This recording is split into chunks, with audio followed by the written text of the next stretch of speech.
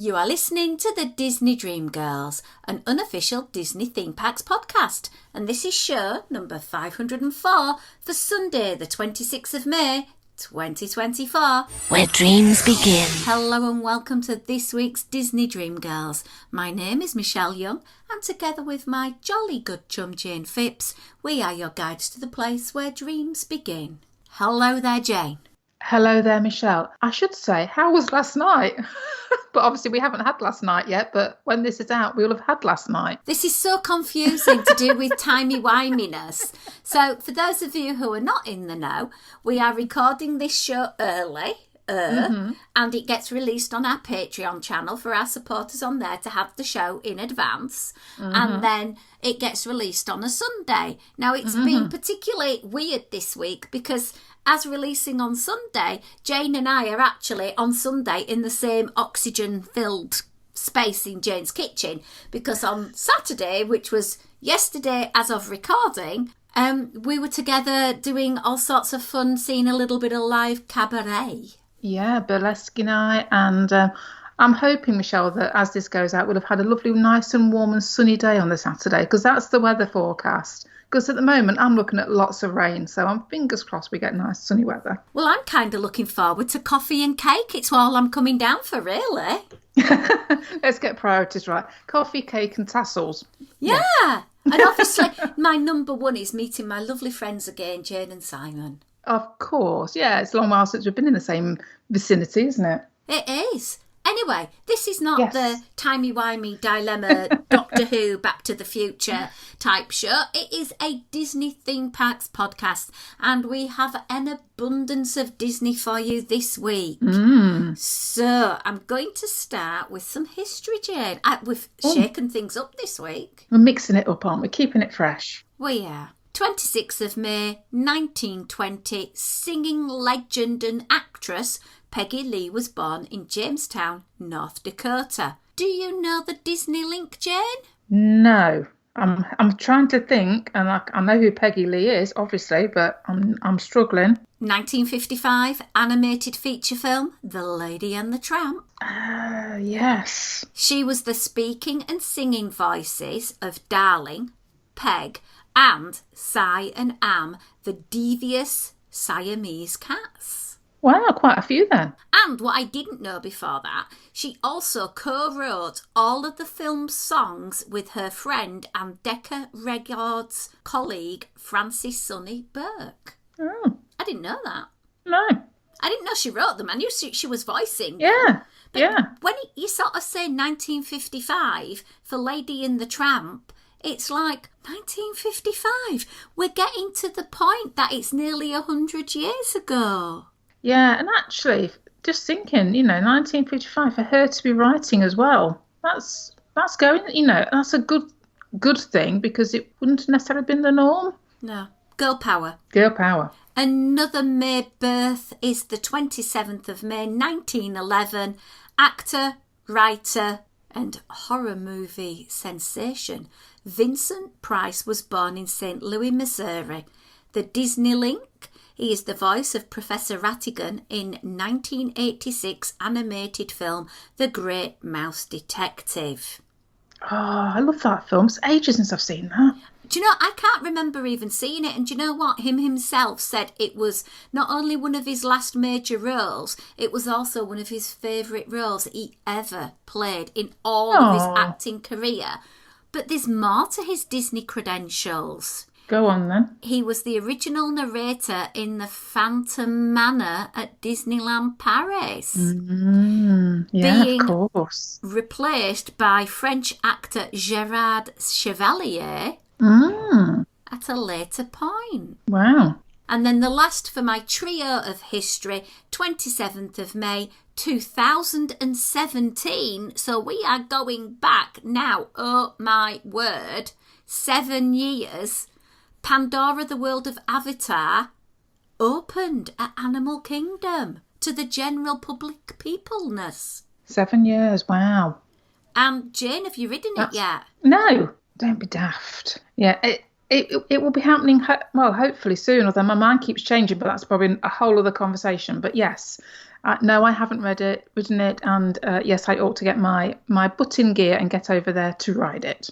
By the time Jane Rapp goes over to Walt Disney World, not only will they have shut it and revamped it, it'll be on version 3.0. I thought you were going to say they were going to retheme it then for a minute. Nah. Refilm it to what? It's all linked around all the umpteen thousand Pandora Avatar-based films from the imagination of James Cameron. Yeah, more to come. Yeah. I didn't watch the second one. I'm sorry, James. I'm so sorry. I got bored. I have watched both of them, but don't ask me to go and watch them again because I'm not, don't float my boat, so to speak. I did enjoy the first. It took me a few viewings to get to like it, but eventually I did enjoy the story, the animation, but I just felt the second one, I was like, oh, really, do I have this much time in my life to donate to a film that I'm not really enthralled about? Yeah, and there's a whole other conversation about length of films nowadays as well. Well, it is. I'm getting older. I need to have a bladder break in the middle, James. Come on, think about it. I know. Must admit, anything over about 2 hours 20, I'm thinking, oh, really? Really, we're going to go that long, are we? You know. But then if you're going to go an hour and a half, is it good value for money? It is if it's done well. Well, you should always leave the audience wanting more. Okay, on that point, that's the end of my history. Let's have a little bit of news time. And I have some exciting news, Jane. Oh, okay.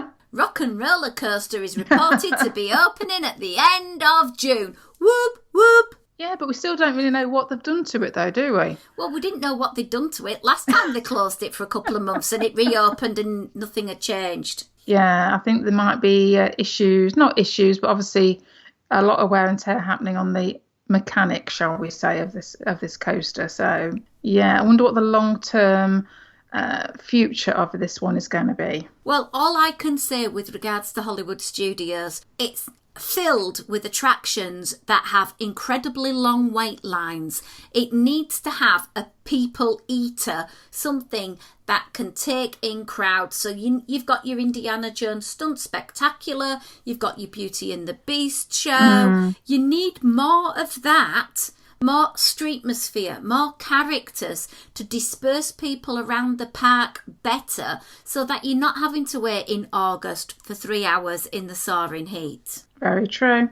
So that's one piece of news I found. What about yourself, Jane? Did you come up with any exciting nuggets? Well, there's a few little nuggets out there. You know about the drone show that's happening over at Disney Springs? Very excited. Yeah, did you know it's going to affect, this was the headline that grabbed me, hours adjusted for Disney Dreams That Soar. I thought, hours adjusted? What hours? What's being adjusted? Thinking there's nothing happening over at Disney Springs. No. But it does actually affect a couple of three things. One is the vintage amphicar things.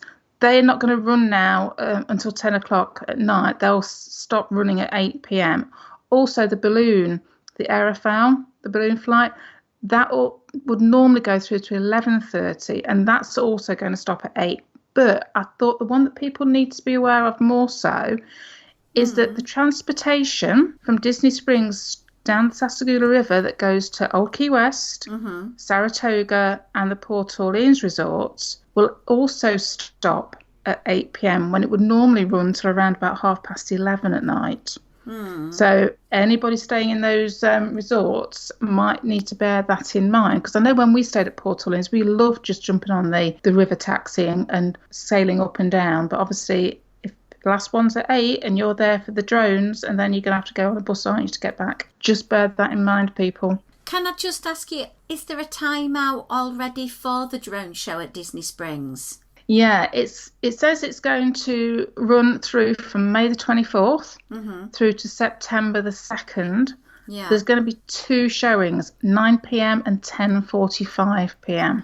Right, because my understanding was it was to be something to attract people away from the theme park at the end of the day so that they aren't going back to their rooms, but they're actually going to Disney Springs to buy food, merch and watch the show. So if it's at 9 o'clock, it's going to conflict with a lot of the other fireworks shows. So maybe that'll be for people that maybe aren't in the park. And then the later one at 11:15 enables people to leave the Magic Kingdom, Epcot, Hollywood Studios, because those three parks have a nighttime spectacular to enjoy in one shape or another, whether it's Fantasmic or whatever. And maybe just Animal Kingdom guests and non-ticketed guests or just locals will go down and see that one at 9 o'clock, and park goers will go to the 11:15 one. Yeah, it just said viewing areas will be found along Disney Springs west side along the waterfront between Cirque du Soleil and the Aerophile. But these locations are on a first come first served basis. But obviously I would imagine that as it's all happening above you, I don't know how. Yeah, I suppose it's going to depend on how high these things are. I suppose it's getting the right angle to see the correct effects of the drones in the sky, isn't it? So, but at least they're doing something, and it is something extra, and it's free, effectively, depending on how much you buy to eat or drink when you're at Disney Springs. And we've also got to bear in mind that we'll know more once they've actually gone live on the 25th. So it's going to be really interesting to see where sort of spacing and everything, because having seen similar shows at Disneyland Paris, the technology is mind-blowing. I am so excited to be able to go and see these. I'm even thinking about plotting in nights where I'm going to be at Disney Springs on more than one time to be able to take on board the show. Yeah, good idea. And I say it's the same company, as far as I'm aware, that has done the ones over at Disneyland Paris. And if you've seen any of those online, they are amazing what they can do with these drones. Absolutely amazing. Anything else, Jane, happening in the world of Disney? Club 33. Okay. You are aware of Club 33? Apparently. I'm very fortunate to have been inside Club 33. Well, apparently there's a rumour going around that they're going to be making a live action film based on Club 33. So could it be the stories of the guests, how they managed to earn so much money to be able to afford to have that? That'd sound fantastic, because it could be sort of like an apprentice Alan Sugar type thing. Or it could be an adventure that happens in the club. People go into the club and touch a tiki cup, and then they are portaled over to a new world, a bit like Jumanji. Yeah, well, what's actually coming out at the moment? This is according to the Hollywood Reporter. So the movie is going to be set in a fantastical world with a similar tone to Clue and Night at the Museum. The main character is going to be an aspiring detective in New York who gets an invitation to join Club 33. The fictional Club 33 is a, quote, magical and exclusive dining club that exists outside of time and space. That timey-wimey thing again. A New York police detective. Apparently, yeah. So, just bear with me. No. I've got a plot hole already. How are they going to earn enough money to be a member of Club 33? Well, maybe they have to go to Club 33 to investigate something. Maybe a death. Dun, dun, dun. So it does say, and like you said about Jumanji, it said with members that include historical figures from the past. So I suppose you could think of Back to the Future, Jumanji, Bill and Ted's, those type of movies. When one of them is murdered, see, you were right, this aspiring detective is put on the case. Now, apparently, the script is being written by Darren Lemke, I think that's how you pronounce his name. Now, he's worked on Kung Fu Panda 4, Shazam, and the Goosebumps films, but the film apparently is being produced by the director and producer of Deadpool and Wolverine and Stranger Things, Sean Levy. Got a decent production and writing staff behind it, so we'll have to wait and see whether or not this actually comes to fruition and just how it actually pans out. I suppose the good thing is we are not making a remake. We're not doing a sequel. It is kind of, although it's pulling on an existing thing in a park, at least it's an original and new product. So it's going to be interesting to see if it pans out. Sounds very interesting, very excited, and tenuous link to a place that 99% of us have never been in. Yeah, very true. Maybe they're trying to use it as a marketing ploy to encourage us to buy that membership. Yeah, of course we will. Anything else, Jane, before we go on to our little bit of a hotelian-based feature? Well, you know how we like handbags, Michelle? I love a good handbag. Have you seen the new Dooney and Burke? I'm not looking at any new Dooney and Burkes because my pockets are empty. Well, actually, I think it's one that you may not like. Oh, that's okay then. Tell me all about it. Because it's Stitch. Ugh! I thought, oh, Dooney and Burke, Michelle will be all over these. And I thought, nah, this is a Stitch one that's coming out. To be fair, it's very subdued. It's like blue, dark blue background with the blue, lighter blue stitch in various different poses and like palm leaves and grasses and things and the Hawaiian flowers over the top of it. So it's all shades of blue. So it's quite subtle in that respect. It's not like you've got, you know, lots of bright colours on it. So it is kind of a subtle print. In fact, although I love Stitch, I probably want something a little bit more in your face than this is. But usual sorts of prices, crossbody at $228. I think the tote is around the 268 mark, something like that. Yeah, 268 for the tote. So usual prices. I did think actually when I was looking at these, this is one of those products that doesn't seem to have gone up in price, which is the rarity. Isn't shy? Yes, I shouldn't have said anything, should I? I'll shut up now. I did see that over at the Disney outlet at the Orlando Premium Outlets, there is a wave of Disney Loungefly, Disney Dooney and Burke. Still, you can pick up the 100th ones, which were in the stores last year, and the prices are getting to 40-50% off. So there are bargains to be had, ladies and gentlemen. Worth having a look around. Yeah. Okay, thank you for all of that, Jane. That's quite all right. We didn't digress too much. No, we've done quite well so far. So I would like to talk a little bit about Disney Resort hotels. Ooh. So we all know I'm booked. I'm going to Walt Disney World and I am going to be staying at a Disney Value. Now, I know a lot of people are thinking and considering whether they should book a Disney vacation hotel anymore because the perks that you get are dwindling. Could you perhaps stay off-site? Well, we thought it'd be a lot of fun to find out about these Disney Value ones to see if actually they pose values. Very interesting times. So we have Disney's All-Star Resorts. We have Pop Century. Yeah. And then we have Art of Animation. Have you stayed at any of these, my darling? I have stayed at the All-Star Movies many, many moons ago. This is going back to, 2004 was when I last stayed there, which I think obviously it's changed a little bit since then, as in it's had the usual refurb that obviously most hotels will go through every so often. So I know it's changed from a room point of view. I would guess everything else is pretty much as it was when I was there last.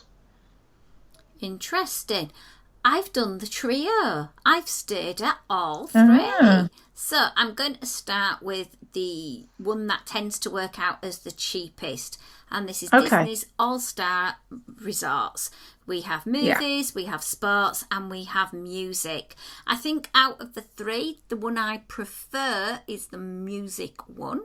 Just because I'm not a sporty person, although there are some key, really cool nods to the Disney movies in the movies one. So I looked at the 25th of June to get a price so that we could work from that. And I found that all three of the All-Star Resorts were going to cost £169 per night, and that is equivalent to 215 American dollars. Okay. Depends whether you want a preferred room, i.e. a bit nearer to all the hub of the action, and that roughly works out about another £22 on top if you want that. The room layout is pretty similar. It's a queen bed or one queen bed and a table bed or a king bed. Pluses of it, well, it's close to Animal Kingdom. Yeah. It has the world premiere food court. Mm-hmm. But some downsides to it. It's Okay.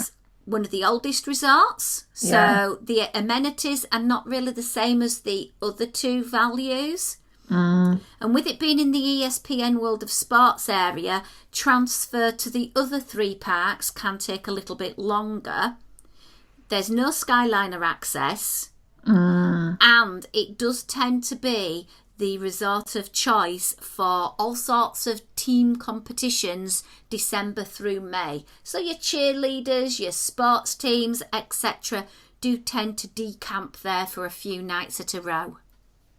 Yeah, I think it's a case of it's a great for a value resort. I mean, the theming is great fun. I mean, we were so fortunate when we stayed at Movies. We were actually put in the Toy Story area, which we had when we went. Molly and Ethan were both under 10 at the time. I think Molly was 3.5. So it was fantastic that we stayed in that block. We actually stayed where Woody is, and to come back every night, got this giant Woody and a giant Buzz and Rex and Bo Peep and everything was just great fun for the kids. It suited us at the time. But yeah, I think the big downer for me would be the fact that you are just restricted to the buses. So if you're relying on the transport, especially for us Brits going over and you've not took a hire car, then all you've got is your buses to get you around, which means that you've got to factor in an amount of time getting to wherever you want to be. Yeah, but if you are on a budget, that price point is quite attractive to be within the Disney bubble. You have the Disney theming, whether that's in the room, the resort, the pool area, the food in the food court, the lobby area, etc. All of that is themed. You have the transportation.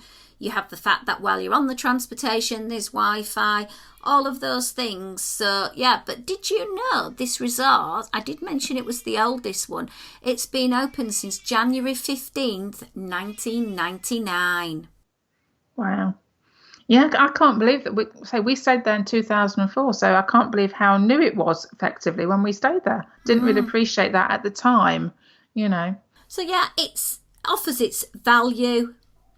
What about the next one up? The price point for the next one is Pop Century, 2,880 rooms, opening on the 14th of December 2003. The prices for the standard room on this particular night started at £209 per person, which is $266. And it goes up incrementally. It's a little bit more if you want a pool room, a little bit more if you want a preferred room, or if you want a preferred pool room, it's 238. Similar configuration as you've got at All Star inside the room, but there's a big difference. You have the Skyliner right there because it shares the Skyliner access point with Art of Animation, and I think that tells you something. It's very close to walk from your resort to the Skyliner onto Art of Animation. So many a time when I've been staying at Pop, I have got the bus back to Art of Animation because that bus came first, and then walked through the food court, got a last minute snack, gone back to my resort. And I think that gives a little bit of extra value. I like the theming of the resort. It's beautiful, it's bright, it's bold, it's in your face. However, just like All Stars, it does have those horrible pull-down beds that kill your legs. Yeah, this is the only problem I think with the new modern style of room, isn't it? Those beds with a nice little sharp corners, shall we say? Yeah, not fun at all. But I do love the hotel. I have stayed there many times. It's where I'm staying this year. I love its location. I feel that even the furthest rooms out are not that far. Yeah, I think from what I've seen online, it's kind of as you say, it's ticking all the boxes. It does what it says on the tin, and I think just having that little bit extra by having the Skyliner just gives it that little bit of something that you go, because it means you can get to Disney Studios, you can get to Epcot, you can go to the other resorts that are on the Skyliner route as well. So you might want to take advantage of their food courts. As you say, it's so close to Art of Animation as well. So it's just that thing that gives you those little extra perks that, whilst it's a bit of a step up from the price of the All Stars, you got to look at what you're actually going to get for your money by doing it. And yeah, it's, again, the theming is great. It's kind of similar to All Stars in that it's big and bright and bold, but it does what it says on the tin. Yeah.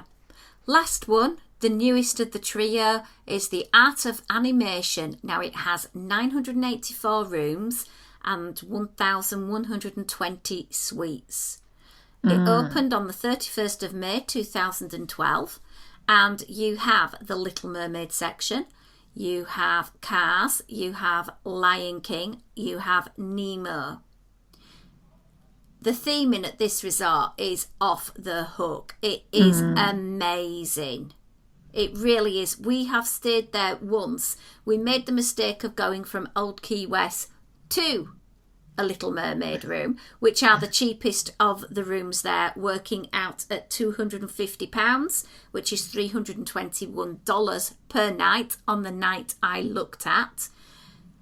Inside the room is very similar, but not the same to Pop, because at Pop you've got this lovely console with lots of drawers. It's got your beverage cooler and the TV above it. Very modern.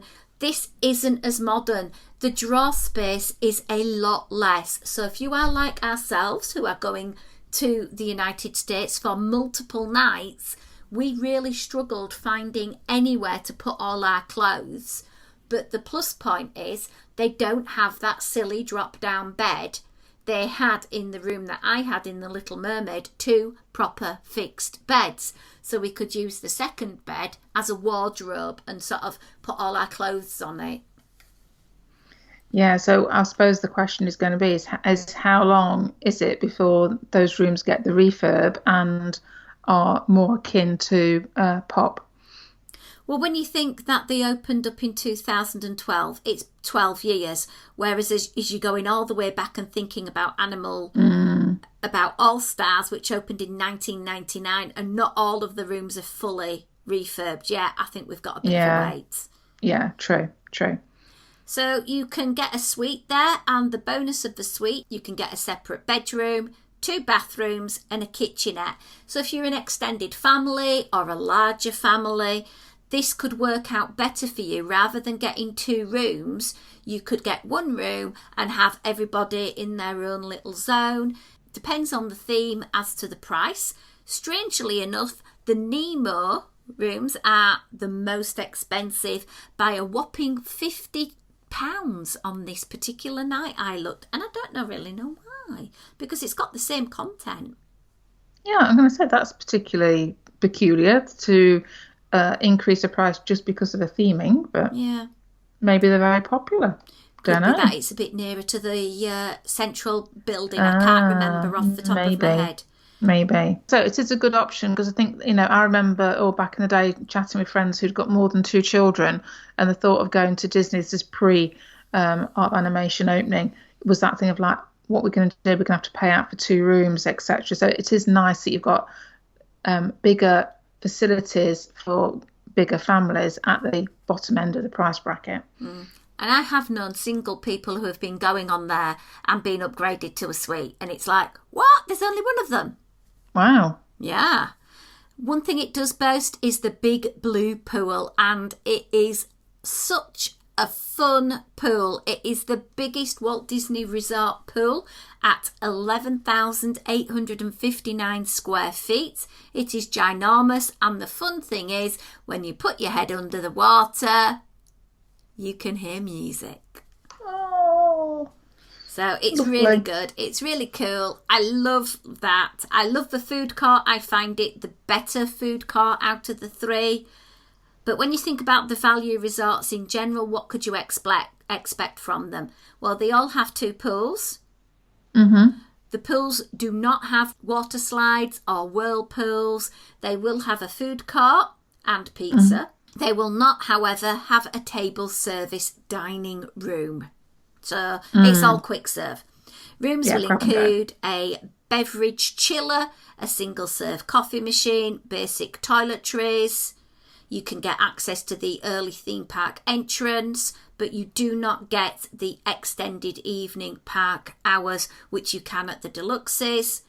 And bear in mind that these rooms do tend to be a little bit more noisy because it's not enclosed corridors, it's that open-fronted motel-style entry. And I do find these rooms a little bit more prone to the creepy critters. Yeah, and of course, I suppose we better mention housekeeping as well, because if I'm right, are we still on every other day for housekeeping? Every other day. Now, there is one exception with regards to those corridors I did mention, and that's the family suites at Art of Animation do have the hotel-style internal entry rather than the external. But on the flip side is, for me, it's quicker to get to your room, which is good. True. And also, if there's a wonderful, amazing lightning storm going on outside, it's really quick to go out and have a good peek-see, which you can only do from a window. So yeah, very true. So listeners, what do you prefer? Do you have a favourite value? Do you have a top tip to share with our listeners about the difference in all of the wonderful value resorts? Are these price points something that you would consider to be good value? Bearing in mind we are starting at £169, $215, rising all the way up to $653 per night. Let us know. As usual, we would like to give a big thank you to our wonderful friends who have supported us via patreon.com/Disney Dream Girls. We will be doing some exclusive fun and games and audio just for you, I think, when we are together at this coming weekend. So look out for that on the Patreon channel. You can also find out more about our Disney loving life over on Instagram at Dis Dream Girls and our Disney Dream Girls podcast family on Facebook. But until next week, it's a goodbye from me. And goodbye from me.